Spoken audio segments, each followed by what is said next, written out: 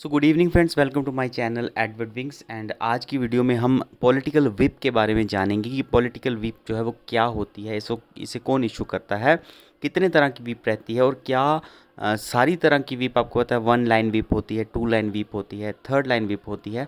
क्या तीनों विप जो हैं इसकी वायलेशन करना जो है वो एंटी डिफेक्शन लॉ के अंदर आता है या नहीं आता है, और अगर नहीं आता तो कौन सी विप जो है जो कि एंटी डिफेक्शन लॉ के अंदर कवर होती है, इस सब को हम देखेंगे। ठीक है, सबसे पहले 10th शेड्यूल के ऊपर छोटी सी नज़र डालते हैं। आपको पता है कि 10वां शेड्यूल जो है भारत के संविधान का, वो एंटी डिफेक्शन लॉ के साथ डील करता है। और इसमें जो दल बदलू हैं, जो कि एक पॉलिटिकल पार्टी को छोड़कर कभी भी दूसरी पॉलिटिकल पार्टी में चले जाते थे पहले, इस प्रथा को रोकने के लिए जो है एंटी डिफेक्शन लॉ लाया गया, जिसके तहत जो है काफ़ी प्रोविजन रखे गए कि क्या क्या करने पर जो है किसी भी मेंबर की उसकी मेंबरशिप जो है उसको स्थगित करके उसको टर्मिनेट किया जाएगा।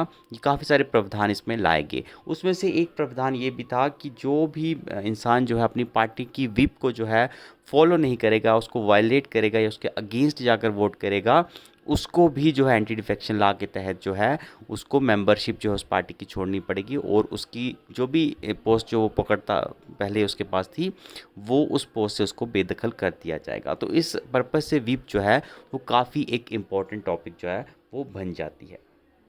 विप की अगर बात करें तो विप जो है एक रिटन ऑर्डर है, जो कि एक पॉलिटिकल पार्टी जो है अपने जितने भी मेंबर हैं उनको इशू करती है। जब भी किसी इंपॉर्टेंट बिल के ऊपर वोटिंग होनी है या डिस्कशन हो रही होती है, तो उस टाइम एक पार्टी जो अपने सारे मेंबर को एक रिटन ऑर्डर जो है इशू करती है कि इस बिल के क्या अगेंस्ट में वोट करना है या फेवर में वोट करना है। तो अगर सिंपल भाषा में कहें तो एक पार्टी का एक आदेश होता है अपने सारे मेंबर के लिए कि पर्टिकुलर बिल के अगेंस्ट वोट करना है या पर्टिकुलर बिल के फेवर में वोट करना है। और पार्टी मेंबर्स जो हैं उनको इस व्हिप को फॉलो करना जो है बहुत ज़्यादा मैंडेटरी बन जाता है।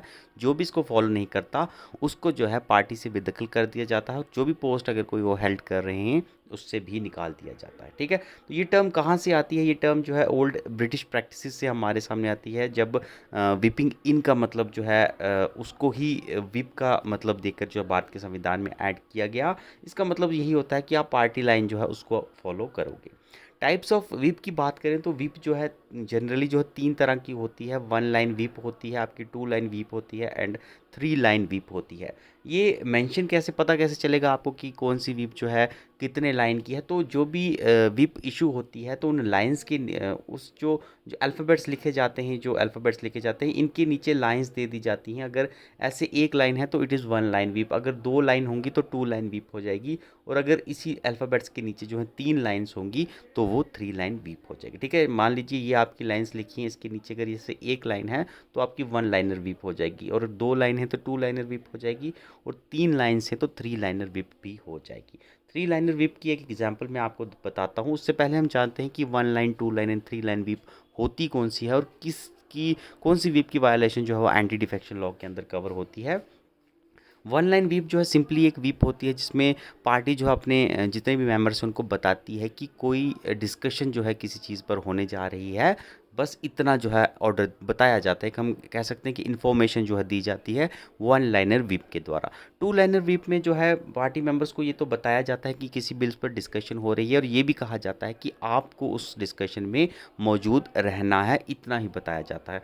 और थ्री लाइनर विप जो है वो ये बताती है कि पर्टिकुलर बिल की डिस्कशन हो रही है, उसमें आपको मौजूद भी रहना है और पार्टी को सपोर्ट भी करना है। यानी ये थर्ड जो है ये आपका वोट भी डिमांड करती है। पार्टी अपने मेंबर से वोट और सपोर्ट की डिमांड करती है।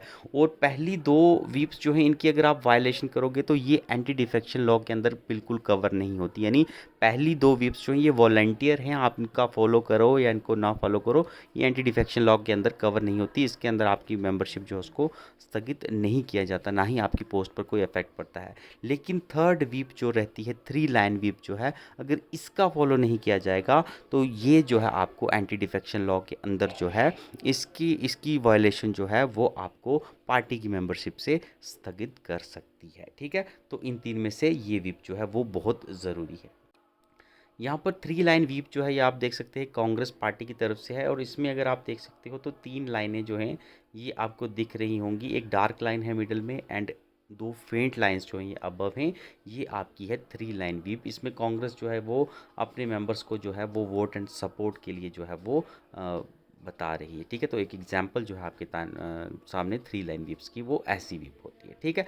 उसके बाद अगर इसकी वायलेशन करेंगे तो आप देख सकते हैं कि अगर एक एमपी या कोई भी एमएलए जो है व्हिप को फॉलो नहीं करता तो he faces expulsion from the house under the anti defection law, ठीक है। तो एंटी डिफेक्शन लॉ के अंदर जो है उसको एक्सपल कर दिया जाएगा, यानी उसको पार्लियामेंट से निकाल दिया जाएगा, पार्लियामेंट का मेंबर वो नहीं रहेगा। लेकिन एक एक्सेप्शन इसमें यही है कि अगर किसी भी पार्टी के 1/3 से ज़्यादा मेंबर जो हैं, more than third of legislator, अगर मिलकर जो है किसी पार्टी व्हिप को वायलेट करते हैं तो फिर जो है उनको एंटी डिफेक्शन लॉ के अंदर जो है कवर नहीं किया जाता, फिर उनको जो है पार्लियामेंट से उनकी मेंबरशिप स्थगित नहीं की जा सकती। याद रखिएगा, अगर 1/3 या इससे ज़्यादा मेंबर्स जो हैं एक पार्टी के मिलकर व्हिप जो है उसको वायलेट करें तो फिर उस पर कोई भी असर नहीं होगा, ठीक है।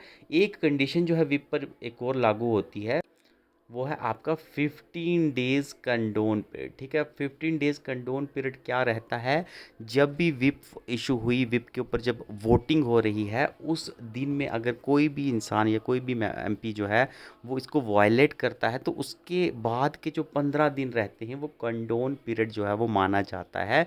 और अगर इन 15 दिन के अंदर जो है पार्टी जो है, जिस भी मेंबर जिसने इस विप की वायलेशन की है, अगर पार्टी कहती है कि हाँ इस इंसान ने, इस एमपी ने हमारी विप को वायलेट किया है, इससे हमें कोई एतराज़ नहीं है, इसको मेंबरशिप स्थगित नहीं किया जाए, तो स्पीकर जो रहता है वो फिर उस मेंबर की मेंबरशिप जो है उसको स्थगित नहीं करता, पार्लियामेंट से उसको एक्सपल नहीं करता। लेकिन 15 दिन के कंडोन पीरियड के अंदर पार्टी जो है अगर स्पीकर से या पार्लियामेंट से रिक्वेस्ट नहीं करती कि इस मेंबर ने वायलेट किया है या इसको नहीं निकाला जाए मेंबर पार्टी की तरफ से, तो 15 दिन के ख़त्म होने के तुरंत बाद ही स्पीकर जो रहेगा वो उस मेंबर को पार्लियामेंट से जो है एक्सपल कर देगा, ठीक है। तो ये था विप के बारे में। इसके बाद हम नेक्स्ट टॉपिक की भी और बात करेंगे। Thank you, have a nice day.